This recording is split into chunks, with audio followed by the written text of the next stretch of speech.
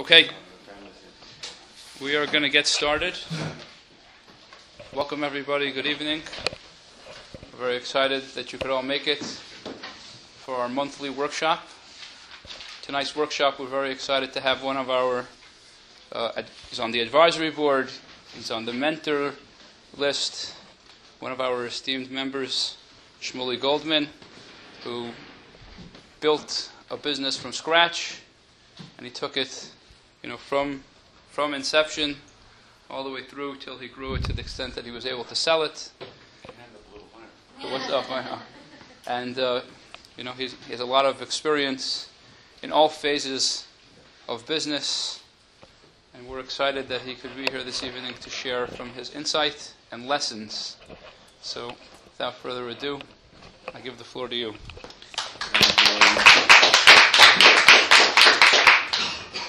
Thank you, Rabbi Werdy. Welcome, everybody.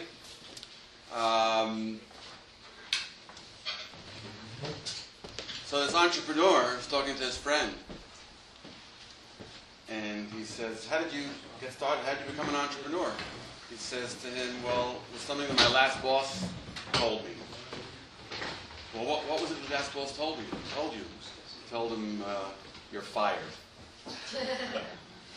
And that's the truth, that many entrepreneurs get their start in business because they lost whatever it is that they were doing to make a living, and had to go out on their own and make a go of it, and they started in business. One of my partners, was once given an award as an Ernst & Young Entrepreneur of the Year, and he actually got up on stage in front of all the people there, and he said he wants to thank, I think at the time it was one of the big banks, the Bank of New York or something like that, because thank you very much for firing me, because that's how I started my business.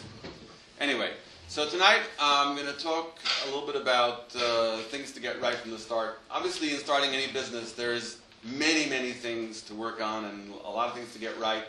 But from my experience, there are some things that I felt if you got right from the beginning would help you long-term success of your business. So that's what we'll talk about a little bit today. A little bit about myself. Who am I? By the way, can everybody see? Am I in the way? You can see. You?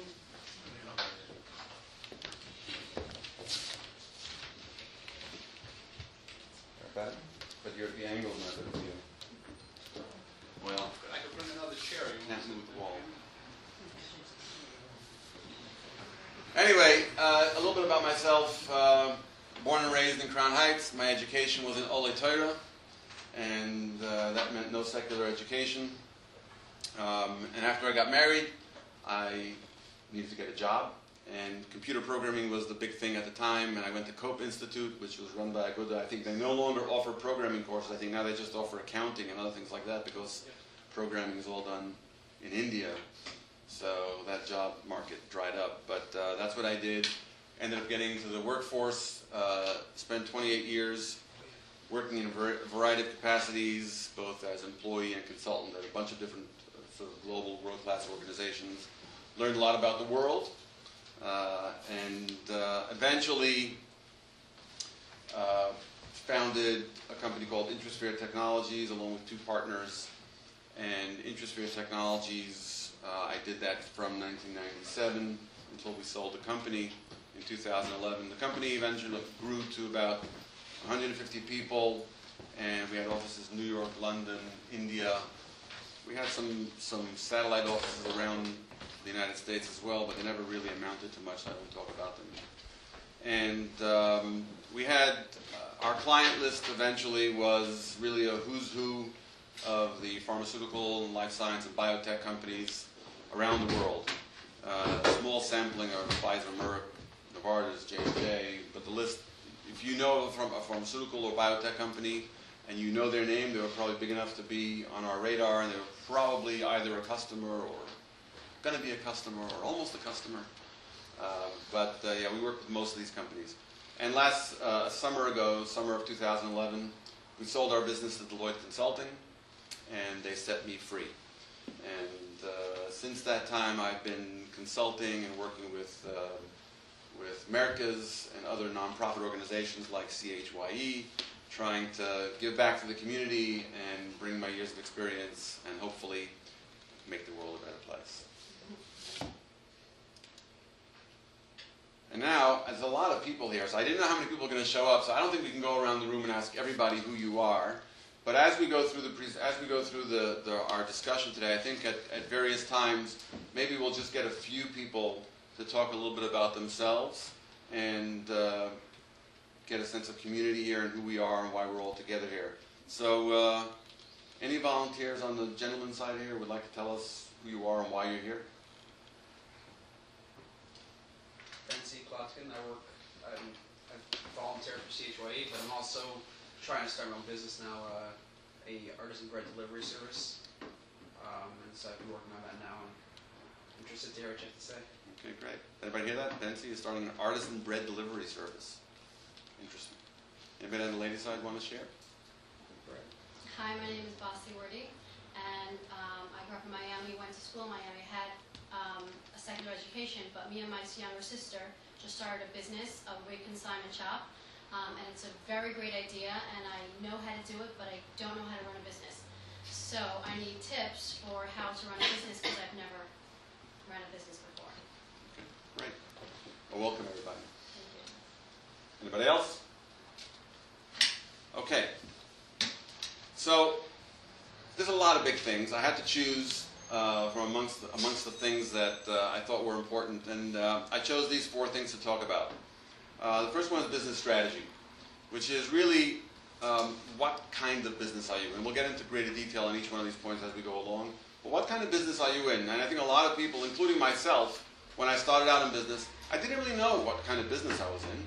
I knew I was in business. I knew I was doing something and I was providing a service, but I didn't really think deeply into what was my business all about, what really was the concept and many other things. So that's important for somebody to focus on as you're starting your business, to really understand that. What is your business goal? What are you trying to achieve out of this business? What do you want from this business? And there are many different things that one can want from a business venture, and it's important for you to identify what those things are as you're getting started so that you can align yourself on what you're doing in your activities towards that goal. You know, you can get busy, you can get real busy very quickly and lose sight of the goal. So it informs you every step of the way if you keep that in mind and you have it well established. I think it's really important to have your business personality, to know how do you want your business to feel? How do you want people in your organization to feel? What's the culture in your company? I found in my business that culture was an incredibly important thing for us to be able to attract and retain talent. And so establishing what you want that to be up front and working that is important. And then getting your est. We'll talk about that in a while, but basically, why are you special? What makes your business special? What makes your product special? What makes your company special? Is going to influence many, many things about how you build your business, how you operate your business, and how you sell your product or service, how you hire people. It's all tied together. So we'll get into each one of these things as we go along. Okay? Good? Good. All right, so business strategy. What business am I in? So you really need to be able to answer that question very specifically. You know, it's not enough to be able to say, in the wholesale business. Because, you know, just as important it is for you, as it is for you to be able to say what business you are in, it's important for you to be able to know what business you're not in. And I'll talk about a little bit how that impacted, you know, my business in a little bit. But it is really important to know what that means and who you are and what you're trying to be and so on, because it will influence many, many things, including who you hire, how you hire, where you hire from, who you sell to, what you're selling them. And entrepreneurs in general, and I think most people, struggle with that kind of discipline because, hey, there's a deal to be had. Let's go make some money, right? I have a customer. I'm going to go sell him something. What are you selling him? I don't know, but he's a customer. So I'm going to find something that he wants to buy and I'm going to sell it to him. And I think that there's a great danger in behaving that way in terms of the business. And I experienced some of that as we went through our development. And so we'll talk about that. And I think the key is really focus. One of the lessons that I've taken away from my years in business is that it's critical to be very, very focused on your business, on what you're doing, what's the really, really unique qualities of your business. So I'll talk a little about my experience as it relates to this topic. Introsphere was a consulting company. Consulting can be broad, is a very, very broad term, right? Your dad is a consultant. I ran a consulting company. There are many, many kinds of stripes and colors about consulting, but broadly, in the area that I was involved in, which is like sort of corporate technology, business consulting, there were two models that most companies used. One was the staff augmentation business. What does that mean? It means I have a project, I need 10 people for 6 months to complete this project. I'll call up what's essentially a staffing company or a consulting company. I'll say I need, in technology, I need 3 developers and a business analyst and a project manager and a designer to come in for a 6-month project. I have no relationship with these people really. The company that I'm hiring them from may or may not know them really, really well, but they're able to find those people that I'll interview them, I'll bring them on for the project, and then they'll go on their merry way when it's done. Or there's project-based consulting. Project-based consulting is much more specific, skill-oriented, where you're not looking, you don't come to a company and say, I need 3 programmers and a business analyst and so on. You say, I need my website done. Right? So it's a different question that you're asking, a different service you're requesting from the company. One is you're essentially requesting people with skills, and the other one you're asking them to complete a project. And both these businesses end up being provided, the services end up being provided by people. Right? It's a team that's going to be deployed in one fashion or another to help to solve this business problem. But the way in which you operate, depending on your mindset, can be very, very different. And so, some differences between these two models. In the staff augmentation model, and the reason I talk about this now is because in my business, we struggled with this question. Generally speaking, project-based consultancies are considered to be, I guess you would say, higher class of a business than staff augmentation. Staff augmentation is sort of, you've heard the term body shopping. I don't know if you've ever heard that term, but it was body shopping. You're shopping for bodies. And so it's a fairly, it's a lower level of business, right? You don't take any project responsibility as the owner of the business. You don't take any outcome responsibility. You're not really delivering a product. You're delivering a bunch of people. If they work out, great. If somebody's not working out, they call you up and they say, hey, you know, Joe's really bad. I say, okay, I'm going to switch. I'll get somebody else and I'll send you Mary. She's going to take over for Joe and you'll love her. She's going to be great. And Mary takes over for Joe and hopefully it works out and you move on. Whether the project is successful or not, I don't know and I don't care. It's an hourly rate. You like the people I sent you, we're done. But to be able to be successful in that business, and there are a lot of successful people doing that today, it requires you to have essentially a people manufacturing machine, right? So you have to be able to have an incredibly swift recruiting engine. So if you were hiring for a staff augmentation business, you'd be hiring primarily lots of recruiters who have great networks and skills and are able to find people to fill slots very, very quickly. Because what happened was we had some terrific clients.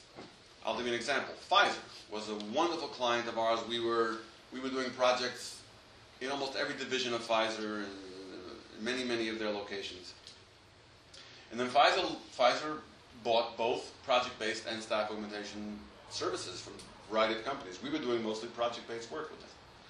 Then they came to us and they said, hey, you know, we're starting a very, very major staff augmentation program. There's going to be, let's say, 15 vendors invited and we're going to be giving out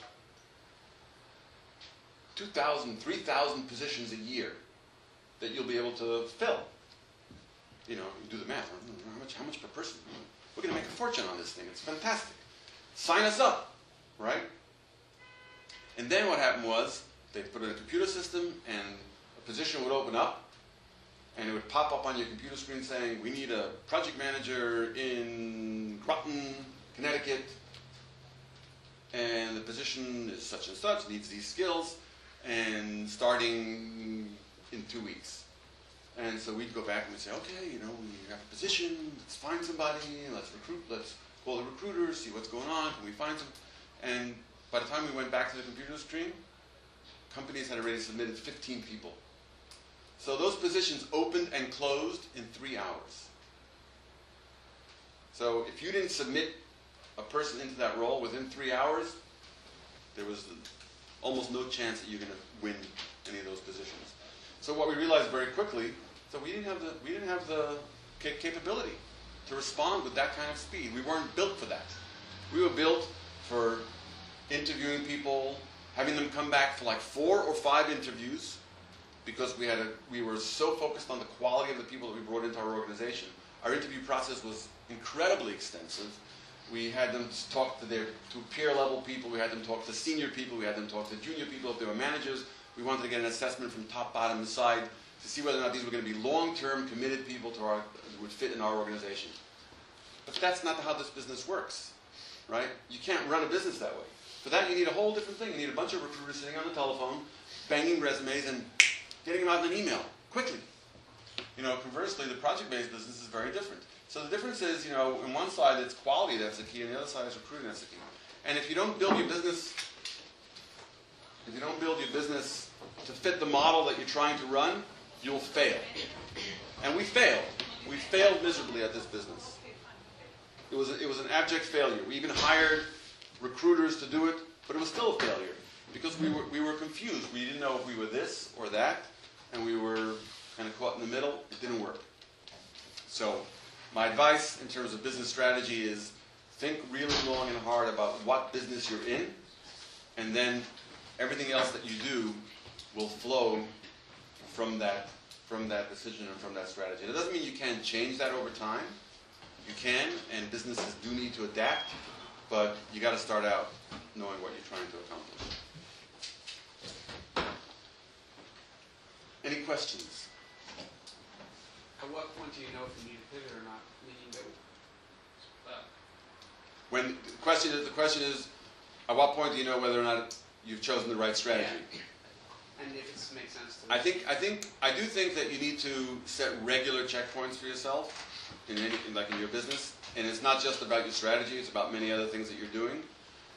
You have to evaluate yourself on a regular basis, not every week, not every month. You know, these kinds of decisions. These are big, and you probably want to do this probably once a year. You stop and you think, and you meet your colleagues and you figure it out. Are we doing the right thing? Is this business working for us? Are we executing according to our strategy, or are we way off from where our strategy started? So I do think you have to do checkpoints. And there's no easy answer to that question. You know when something's not working. I found out when it just wasn't working. And at some point you go, stop, right? My head's getting bloody. I keep hitting it into the wall. Stop. It's painful. And you stop. Any other questions? So how about anybody who wants to talk about, can anybody here tell us exactly what business you're in?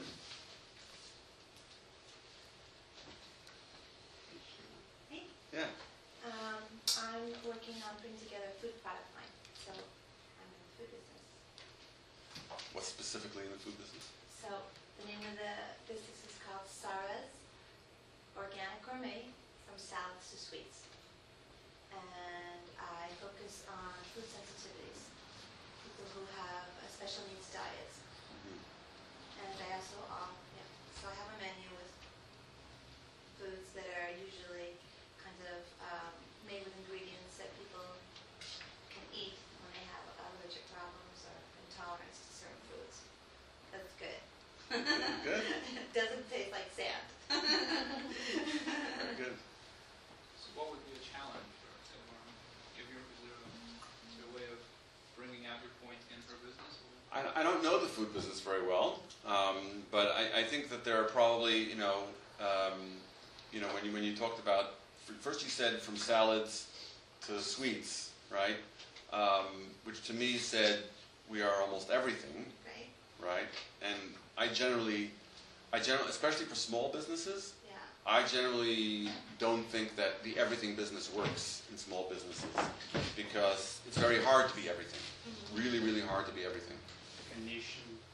Yeah, pick some, especially if you're small. Like the huge conglomerates can do it. Kraft Foods can say, we're everything. But a small business is very hard to compete because when you say you're everything, they compare you to Kraft. And you're not really everything, right? You're some things. So why not just say, I'm really something? Now, when you said it, when you ended your description, I thought was much more distinct and interesting to me was when you said that you focus on foods for people with allergies or with food allergies. Right. And to me, that's much more specific. Even though you might give them salad and sweets, but it's about solving a particular dietary problem, which I found that to me was much more interesting. Anybody else? No one wants to say anything here. I can say something which is a little bit the opposite direction that you're taking here. That's okay. Sure. Basically, I'm in the service business, serving people. That's what I do. There's a number of businesses that I'm involved with. You have multiple businesses. Yes. And depending what the need is, then times change. And you need to change with the flow within the businesses that I'm in. So That's you personally as opposed to the individual businesses. I'm saying what I do, and all the time you gotta look at it. Not once a year, I think more often, and see what works and what doesn't work. And try to adjust. There's always things that work better, and then there's things that used to work, and they stop working. And again, but I think I do within the multiple things. I do have a niche in what I do, in serving people. And there are other people who do what I do, but This is either I think real estate. With whether real estate or credit card merchant services. Oh. So it's a niche in the business. Most people who have a problem with it, they can't get approved for credit cards. I know how to do it because I'm there 18 years. If you just want to think what your rate is, there's 100 people that do it. So you have a specialty. You have a niche for people with Someone credit difficulties. Either credit difficulties or a certain problem they're trying to achieve within their business. More consulting on a service than on a job. Okay. Okay. So now we'll talk about business goals. There are many things that we could talk about in terms of business goals. I'm going to focus here on sort of the personal aspect of what you want the business to be, what you want the business to achieve for yourself, because it'll also again influence how you operate the business, how you grow the business, and what you focus on in your business. So in a big picture, there's like two ways you can look at a business. You can look at a business as a lifestyle business, which is I'm planning to build a business for me, my children, and my grandchildren. This is going to be a family business for many generations. We're going to all live nicely off this business, and it's going to be an ongoing enterprise. Or you could say, no, I'm into this thing. I want to build a business. I want to grow it. I want to sell it. I want to go on and move the next. I want to be a builder and seller of businesses. I don't want to operate a business long term. It doesn't excite me. I'm an entrepreneurial spirit. I'm going to get bored if I'm going to work every day by the 10th year and 12th year and 15th year and 30th year. It's going to be really boring to me, so I want to sell a business. And so it's important for you to think about those things as you're starting a business. Like no one told me this when I started my business that you really, we said, when we started our business, it was the beginning of it was like the dot-com craze, and everybody was starting a business and selling a business, and we didn't think too much about what it meant to really sell a business. We had no idea. Everybody was doing it, we could do it too. We started a business in the dot-com craze, and we didn't sell our business because frankly, we didn't really actually position ourselves to be sold. The business operated, and we made money, and we grew, and so on, but we didn't really stop in the beginning of the business to say, what is it that we're really trying to accomplish in our business perspective. And I think that there are really key differences in terms of how you approach it. You know, one of them, you really want to focus on stability. You want your business to be long-term, stable. If you're looking to build your business in order to have an exit, you know, profitability is very, very important. I know there's a lot of things that are important. There's growth, there's market, there's many, many things. And the reason I chose profitability will come out in a second. In my experience, as I started saying, we were unclear about what we were doing. Were we doing this long term? Were we going to sell the business? Are we going to really sell the business, or are we just going to keep growing it or not? And because we didn't really know what we're trying to do, sometimes we were growth oriented. You know, it doesn't matter if we're making a lot of money, right? It really doesn't matter if we're making a lot of money, because we have to grow the business. Growing is what's important. Growth and growth and growth. And then sometimes we were concerned about whether we can actually sell the business at this point or not. Is it something that's marketable? Is a technology-focused company with 100 people very interesting to the market? Is anybody going to buy a company like that? I don't think so, actually. I don't think it was very interesting to the market. It was an interesting business. You know, we had good contacts, good customer relations. They kept buying from us. It was great. But nobody was going to buy that business because the business really had no intrinsic value. It was a bunch of people delivering a service with good relationships. And those relationships are very tenuous, right? They're based on who you know. So if I'm going to buy a company and Rabbi Kreiner is the guy that has all the relationships, and Rabbi Kreiner decides to retire, I just spent a lot of money buying 100 people who are going to, within a year and a half, disappear. And my business will go away. So what am I buying? What's the value of what I'm buying? And so marketability is very important. In the end of the day, you know, for our business, we got marketability right because we ended up focusing our business in a very, very distinct part of the pharmaceutical value chain, and because we developed deep expertise, we probably had the single greatest concentration of people skilled in drug safety in the United States and maybe in the world working in our company. And so when somebody was looking to launch that, get into that part of the business, like Deloitte didn't have a great drug safety business at all. And they wanted to jumpstart into that space, which is, you know, many, many millions of dollars worth of business a year. Buying a company like ours had real value to them because this was something that they could have that's tangible. They could say, okay, these guys are recognized, they have the greatest group of people, if we can retain them, that would be great. They have a reputation, and when we buy them, we buy all of that. And so that was important to them. But what we got wrong was valuation. Because at the end of the day, you try to sell your company and say that it's strategic. This is the most important thing you could do, right? You're Deloitte. You want to be in the drug safety business. You should be paying a super premium for a company like ours. But at the end, you know, you look at the numbers, and look at the numbers again, and look at the numbers again, and they say, okay, the profit margins are such. This is what the company's returning on in terms of EBITDA, and we'll give you X times EBITDA.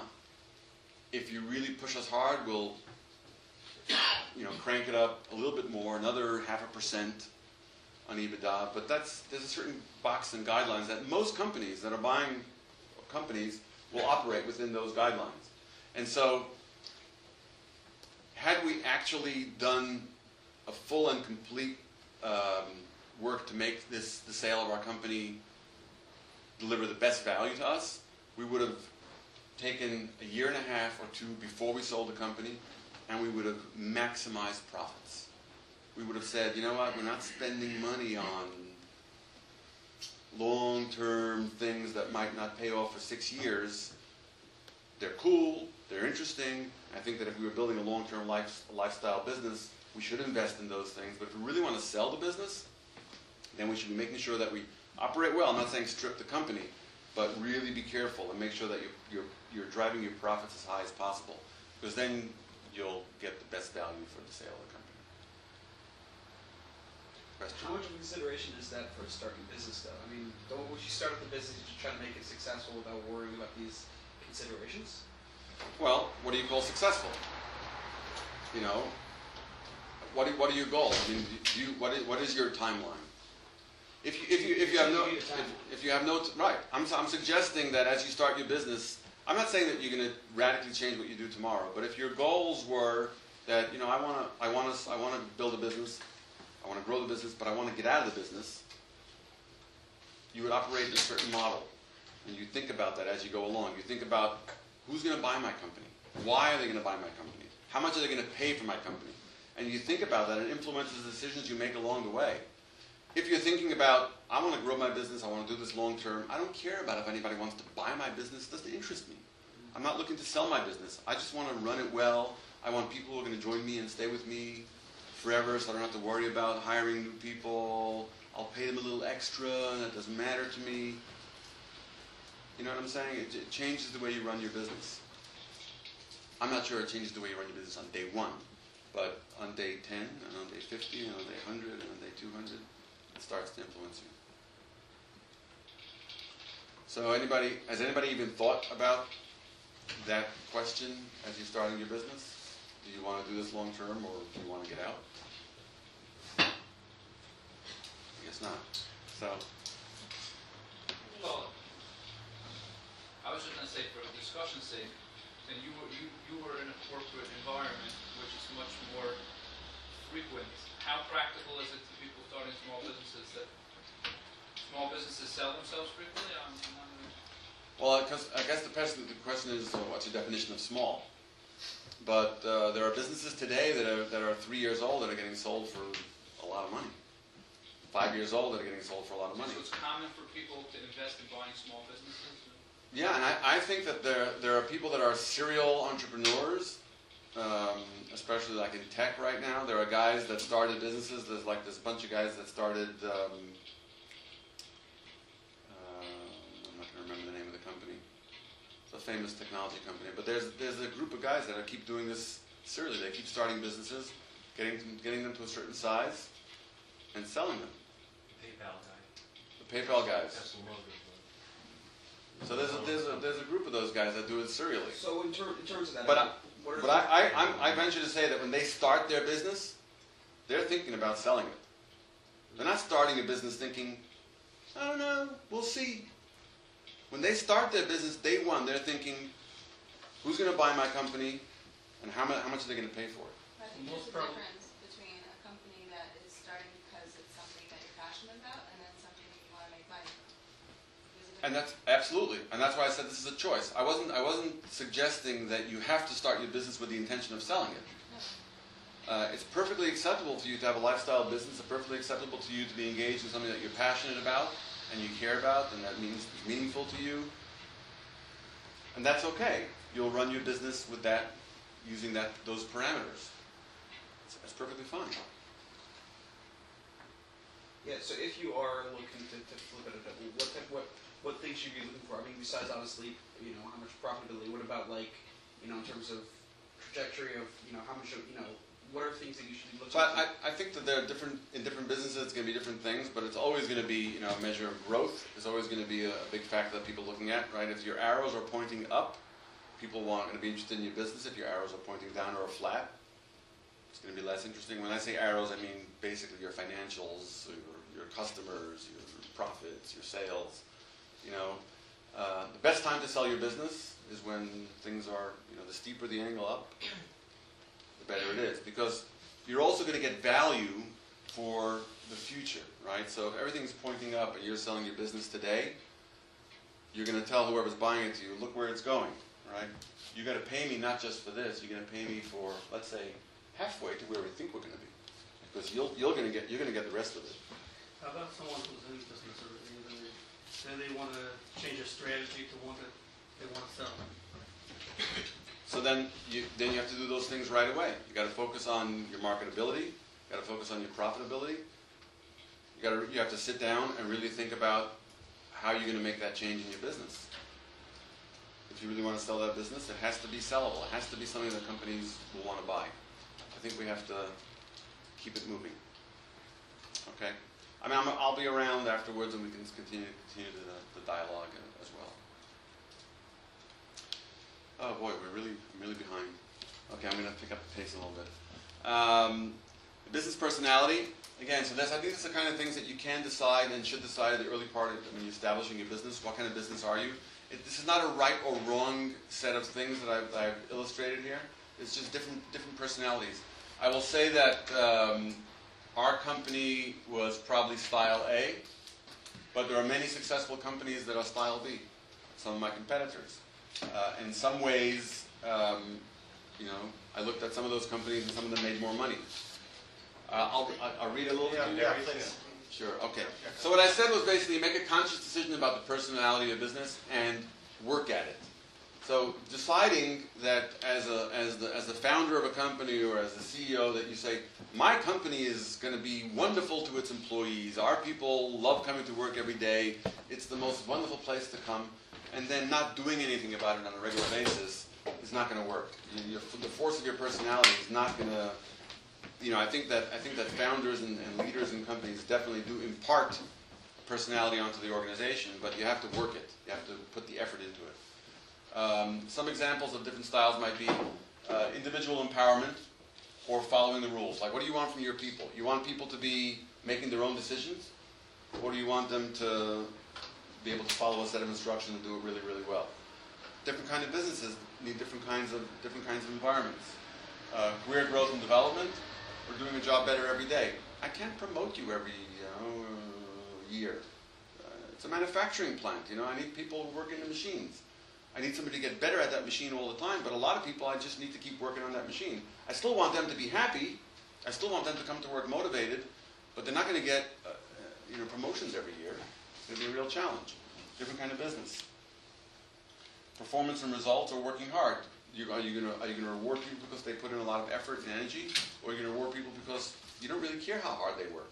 You just care about the results. You want to work at night. You want to work on Tuesday. You want to do it in the morning. You want to do it at home. I don't care. Just get it done. Or you better be at work on time and do your stuff. Not right or wrong. I'm just telling you that there are different personalities, different businesses work different ways. There are people who are businesses that are very collaborative. You want to encourage everybody working together and talking to each other. Or you want individual excellence. You want everybody working to be the best that they can be at whatever it is that they do. I'm going to be the best X, whatever that is. I don't care about anybody else. I'm going to be the best programmer in the world. I'm going to write clean, tight, fast code, and I'm going to deliver it like a factory. But don't talk to me. Don't bother me. I don't want to see you. Put me in the basement and leave me alone. That's a style, right? And so, in my business, we being I guess say a project-based sort of high-end consultancy, for us it was very, very important to have a sense of community. We invested a lot of time and energy and money into social events. We had a company band. We had a ping pong table in the office. We had parties and drinks at night, and we did many things. We actually had a committee of our employees that were responsible for the community team and to keep people motivated and so on. And that was a big part of what we did. We had a set of values. We worked with our employees. We established a set of company values, what they were, and we measured them. In other words, at the annual review process for all of our employees at the end of the year, your manager had to say, we have 7 values as an organization. How did Joe live the values? Did he or didn't he? Did she or didn't she? And that was important because people understood then that we took that seriously. In other words, we invested in the culture, we invested in the kind of people and the kind of organization we wanted to have, and that's how we knew that we were going to get that kind of result. I don't think standing in front of the room and telling everybody that we are going to be honest and we're going to be collaborative and we're going to be friendly and we're going to be supportive works unless you consistently push it into the organization. And in the end, I think we were very successful with this part of our business, and our people were very committed to the organization and to each other, and it truly was like a family. I just recently went to the company band. Even though the company is disbanded, the company band has stayed together, which is really amazing. And the company band did a performance which included people who had left the company over the years, not just the people who were left in Deloitte now. So there are lots of people who were left the company for years, And they got together and they had an evening out. They got a venue and the band rehearsed and they came. It was an amazing evening. I went there and it was all these people were there and I talked to them. And now, when they work for Deloitte, they tell me, oh, you know, it was so great. And then they were saying, you know, I can get a job with Deloitte. But, you know, I think, you know, people really do appreciate that. So figure out what kind of business you're in and make it match the business you're in, but focus on it and spend time with it. I'm not going to spend a lot of time talking about this now because I think we are running out of time. And we'll move on to the next topic, which is get your est. We talked about this a little bit. And in order to be able to attract customers, especially in very, very tight economic times, you need to stand out. The field is crowded. Almost in anything that you do, there's very, very few absolutely original ideas left in the world. There's still people doing that, obviously, but very, very few. And so, in order to be successful, you have to stand out.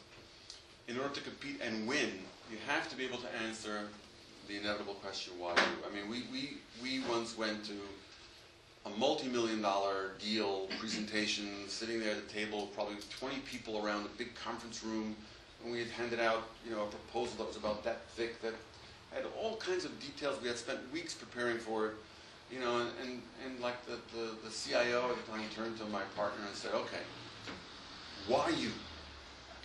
And he said, well, you know, because we have a solution, we have the answer, we know, and we. I said, well, why you? Why not the guy who was in here an hour before? You know, what makes you? Why you? And he came back and said, you know, I blew it. I couldn't really have the answer why you. And that was our fault, right? We should have had that answer way before we went to any one of those meetings. And we actually did. He just lost it at the time. But the other part of it is it has to be real. You can't get up really on a consistent basis and bluff your way through your real value proposition. Because if you're going to compete against other people, a lot of them are going to be really good at what they do. And they're going to come into the room and they're going to have the demonstrable value that they're bringing to the table. They're going to, like, I'll give you another example. We had this proposal, and it was a very complicated technology, and we got this super duper guy from Serbia who was like, we thought was the world's expert at this technology, and he worked on a proposal. He came to the meeting, and we sat there, and the guys turned to us and said, okay, so what do you know about version 1.3.2.12.7 that's currently in beta? And it was quiet. And we didn't know anything about that, but the guys that were in there an hour before us were tied at the hip with the software company whose solution that they were using, and they did know about. Whether it was important or not, I don't know. But for the customer, it meant that these guys really, really knew this technology. They knew it better than anybody else, and we knew it well, but we didn't have that something special, and we didn't win that. We didn't win that engagement. So it needs to be real and demonstrable. What's an est? Simply put, it's the thing that you are est at. You're the best, you're the biggest, you're the fastest, you're the cheapest, you're the smartest. It doesn't really matter what the est is per se. Look around at the companies you shop at today. You know? Some of the biggest companies, Walmart. What's Walmart? Cheapest, right? Walmart is cheapest. And that's what every ad that they say is cheapest, match price, we will give you, if you find it cheaper any place else, we'll sell it to you cheaper. Cheapest. Okay, that's okay. That's an est. You could be the greatest, you could be the biggest, whatever it is, find out what it is for you. Make sure that you have it. You know, you could be the healthiest, or the, you know, I don't know how you undo an allergy. You know, least allergenic. But I think it's important for you to think about your business in a very significant way and make sure that you can answer that question. What's your est? And if you can't, then you really need to work harder, work at it again, and get somebody to help you. And if you still can't, then you might want to think about doing something else. It sounds, you know, dramatic, but I really do think that in this market, it's going to be very, very hard to compete unless you can have something. I'm not saying you have to be the biggest, because that's going to be very hard for you to be, right? but you have to have something that makes you unique and special. Question? Always got to be the cheapest. No, I said you don't have to be the cheapest. I said you need to be the est at something. Smartest. You could be the costliest. There are companies out there that say, we are the best. We are the most expensive thing that you can buy, the most expensive watch in the world, the most expensive car in the world. If that's what appeals to you, you're going to buy that car because you need to have the most expensive car in the world. And that's okay, but that would totally influence who you're selling to, right?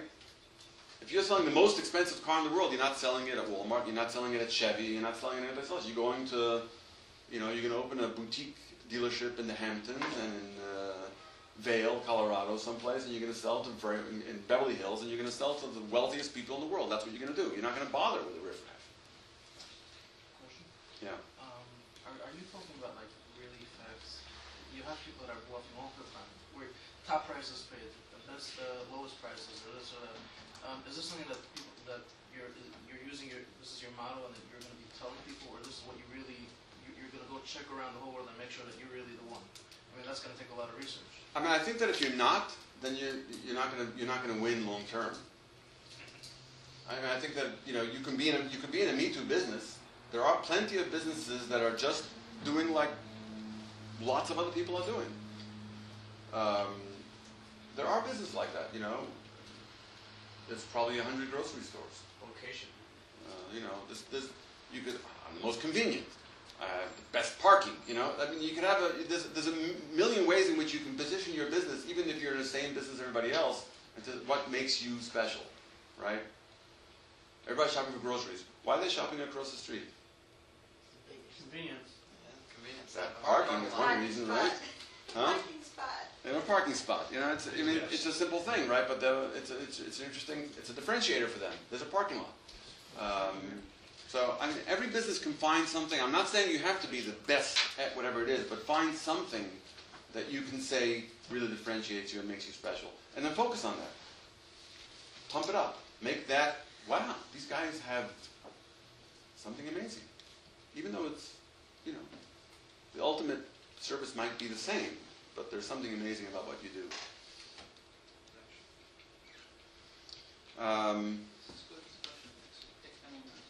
Okay, so in my business, this was a long road for us. We started out really as a bunch of technologists, and we had relationships with a wonderful company called Pfizer. All of us had relationships with Pfizer. One of my partners had a relationship with a bank as well at the time. And essentially, we did stuff for them. They liked what we did. They asked us to do more stuff for them. Once we were in one of the times that we were selling our business, we met with a bunch of different companies. We met with this one company, and he was talking about his experience, and he said, when I came to this company, which was EMC, I don't know if you're familiar with EMC, but they're a very big storage company. He said, when I came to EMC, he said, we did stuff for money. Anybody wanted to pay us money to do stuff, we did it.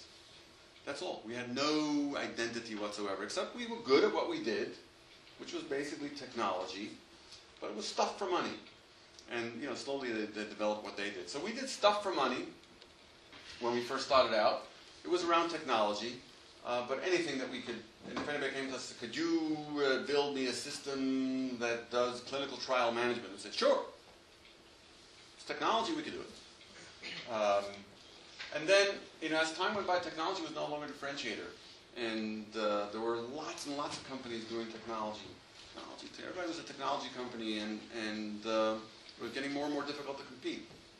And so we started focusing, instead of being a technology company, being an industry-focused company. We didn't talk about ourselves as a technology company anymore. We talked to ourselves about a life science company, or a financial services company, or an energy company, or a publishing company, which are all the clients that we had at certain points. We said, okay, we'll take all our clients. We have clients in publishing, we have clients in life sciences, we have clients in financial services, we have clients in energy, and okay, we're now energy, life science, and publishing, and that's who we are. And we started trying to sell into those industries. And we found out pretty soon that, you know what, we're not really a financial services consultancy, because when they said to us, so how many swap transfer systems have you developed in your, well, what's a swap transfer system? I've never heard of it, but it's technology, we can do it. And the answer was, yeah, you could probably do it, but there's a guy right down the hall who has the technology, and he knows what a stock transfer system, stock swap transfer systems are, and he's got years of experience doing that, so you're not getting that work. So slowly over time, what we ended up doing was we kept narrowing. I like to say that we kept doing is we kept sharpening the blade on the axe. So, you know, when we would go to a customer, if we hit it, we hit the customer with the flat side of the blade, you know, whack. You know, we try to break into that company. It's really hard to penetrate a new organization hitting it with the flat of the axe. It doesn't penetrate because it's just too broad. You don't have a way to get in. You don't have a wedge. But if you sharpen your axe and you point it at the company with that very sharp edge and you say, I am the best, fastest, cheapest, it's solving your particular problem, and you whack at that company, there's a much, much better chance that you're going to penetrate. There's a much better chance you're going to get a meeting. It's a much better chance that somebody's going to say, I want to talk to those guys. I know that I have Accenture, and I have Price Waterhouse, and I have all these big, giant consultancies giving me services right now. They provide service. I have thousands of consultants here. But none of them have the edge that these guys have. So for this particular problem that I have, that these guys have the answer to, we're going to have a conversation. And in fact, in our business, it turned out to be that whereas in many of these large organizations, they have purchasing departments. Purchasing people go to school to become purchasing agents, and their business is they learn how to basically push people away. That's their business. Their expertise is to tell you how not to get work in my company. And they do a good job. So what they do is they establish these very large contracts. They say, you know, we're going to have 5 major vendors that are approved on our vendor list, and you try to go sell to those companies, and it's like banging your head against the wall because you're not on the list. But if you have a very sharp blade, you completely bypass the purchasing departments, because the people that are buying your services are the people with the problem. The people that are in the business line, they're behind the line, so to speak. You're paratrooping in right over the purchasing guys. You're landing inside the company. The people that have the core problem, they want to get their business problem solved. They go back to purchasing and say to them, I want to work with these guys, make it happen. And that works. So I think that in my experience, that's what happened. We sharpened our focus over and over and over again. In the end, we became the best drug safety consultancy in the world. I mean, I could say that. I couldn't say that about a lot of things, but at the end, before we sold our company, I could say that we're the best drug consultancy in the world. We weren't the biggest, not by a long shot. We were 150 people. That's not a huge company, but we were the best, and we had the expertise, and it gave us a whole different perspective. Our marketing was completely different. It gave us some swagger. We walked into a customer. We didn't walk in saying, please give me some work. We walked in and we said, you have a problem. We're going to solve that problem for you. We're not arrogant. We're going to solve that problem for you. We're going to do it better than anybody else can in the world. You want to reduce risk in your business? We're going to reduce that risk for you. And we did it confidently. And it allowed us to defend our prices. Every company will try to knock your prices down. But if you have a real differentiator, that gives you much stronger defense on your pricing. Is there somebody cheaper? Yeah. You know who's cheaper? The cheapest guys are cheaper, but they're not the best. That's your choice. You can go cheapest, or you can go best. We believe that in drug safety, it would be a bad idea to go cheapest. Now, there are some things in life, by the way, where cheapest is the right way to go, right? You know, if you're buying, I don't know, batteries or a memory stick or lots of things where it's a simple commodity, you know, maybe cheapest is fine. You don't need the best memory stick in the world. You know? So you buy one for $3 and it breaks, you get another one. But there are things in life where best is important, and we felt this was best was important. And this was really, I think that the one thing that actually ended up allowing us to sell our business and sell it successfully was the fact that we did this and we did it really well. Let me ask you, you talk about starting out not so focused on, didn't that actually help you get to where you wanted to be? In other words, had you started with that sharp blade on what you wanted to do, you would have come into the market without the kind of experience. That's interesting. Developing stuff, and at the same time, you wouldn't have been able to find your niche, to find your customer base, to find your, that you were able to do with a much broader net. The only way you got to where you got to is by. Okay, yeah, so I'll answer your question. I don't think that that's true. It may be true for some people. For us, it wasn't. We actually did drug safety from day one of the company. It was one of the things that we did. We did lots of things. That was one of the things that we did. But we didn't even think about it. I mean, my point here is not that you're going to know the answer to your question day one. You might actually go through, and I venture to say you will go through iterations of figuring this thing out. But I didn't start my business thinking this way. I just was doing stuff. I did drug safety because I did drug safety because the opportunity presented itself and I did it. I mean, one of the things that becomes interesting as you develop this is that you'll start to say no to things. You'll start to say no to customers. Why? Because it's not what you do. And it dilutes what you do if you say yes to everybody. You're not going to do it as well. Your reputation might suffer. And what's going to happen? So I'll tell you what happened with us, right? Somebody came along and said, can you guys do a clinical trial management system? Okay? Very lucrative, very important part of the drug development process. Sure. Okay, now what do we have to do? We have a recruiting machine.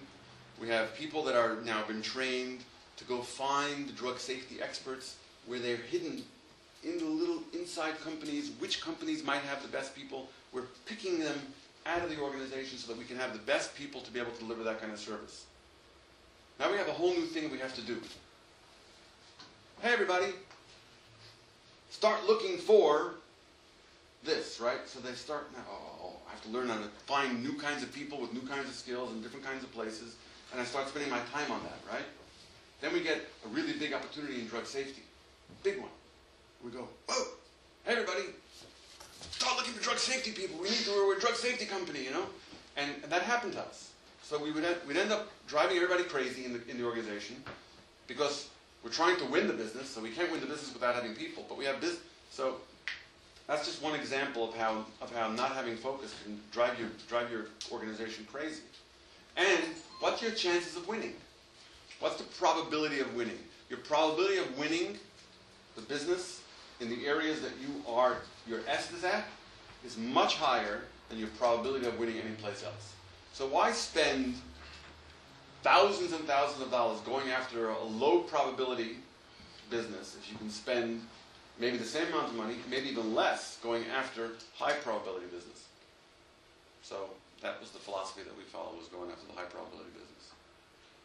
What do you do when your competition is not as clear cut? Meaning, for example, what I'm going into, there's nobody actually doing that right now in New York City. It's not something that. How do you map yourself up? You're saying you're talking about your S doesn't have anything to compare to? Yeah, I mean, well, you don't, not directly at least. So you're the onlyest, you're the first, you're the. I guess. I mean, is that a guess? I mean, yeah. I mean, if there's a problem and you're the only answer, what more can you ask for? That's fabulous. Assuming there's a problem. Right? I mean, if you're the only answer, that's great. Everybody would love to be in that position, right? Assuming that there's a market. Yeah, that's the question. So make the market. I think that's the end of my presentation. We could talk a little about, yeah. So we talked a little bit. I think we had some discussion about what you asked. So I mean, I think that obviously, as part of our discussion today, we discovered that there are things that I certainly didn't cover. There are not everything that I talked about applies to everybody equally 100%. But what I was trying to at least express to everybody here is that, you know, given my experience and what I've gone through, where I didn't have anybody to tell me to think about these things early on, I'm trying to make sure that at least you're thinking about these things and that these four things amongst many of the other things, including I think there are lots of sessions that are going on at CHYE that are helpful in exploring other parts of how you start your business. I know there were sessions here on financial, setting up your financials right, setting up your legal entity right. I mean, there's operational excellence. There's a bunch of things that you can do as you start your business out properly. We're not talking about obviously starting as a startup. You're not going to have a 7-person accounting team. But at least philosophically have your things set up right. And think about these things early on, because it'll really change how successful you are much further down the road. Got a question, if I may. How do you not get caught up in thinking that, well, my competitor is going to get a foothold in with these clients or with this clientele, and therefore, in order to keep my competitor out or my competitors out, I need to get in there. And you really know it's not the right, this is not a good time, or it's not this particular, whether it's a seasonal thing or whether it's a certain product, it's not the right time, or it's not the right product for you to do, and you're better at delivering some other kind of software product for some other type of mission. But you're worried that if you don't get a foothold in with that customer, they're going to use the competitor for the next time around, and the next time around, even the things that you're good at. One often gets caught up on that.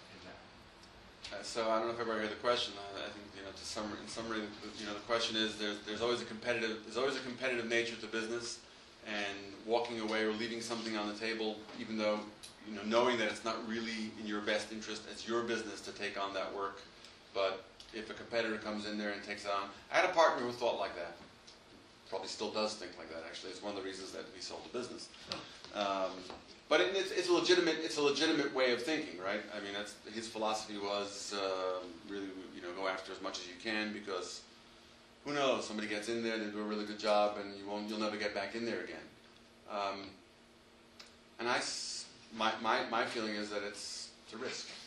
Business has many, many risks. There's also risk of taking the business, right? You take the business and you do a bad job at it, you'll never get back into that customer. You have a better chance of getting into the customer or letting somebody else get in. Maybe they don't do such a great job, and you come in on the rebound. But the guy that blows it never gets a second chance, right? So, the future is known only to God. But I think you make the best decision that you can in the moment. And if that's a decision that you're going to make, I'm not going to stand there and criticize it. I just say be really, really careful and make sure that whatever it is that you're taking on, that you can deliver it well and retain that customer. Because that's another thing that we found is that, if you do something and you do it half-baked, it's really hard to recover. Really, really hard to recover. At what point do you start building a community in the business itself? The first employee you hire.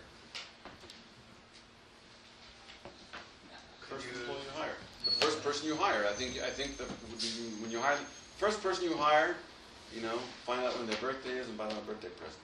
Have a birthday party for them. We had like 2 employees, and we were very generous in those days. One of our employees was getting married. We spent like $1,000 on their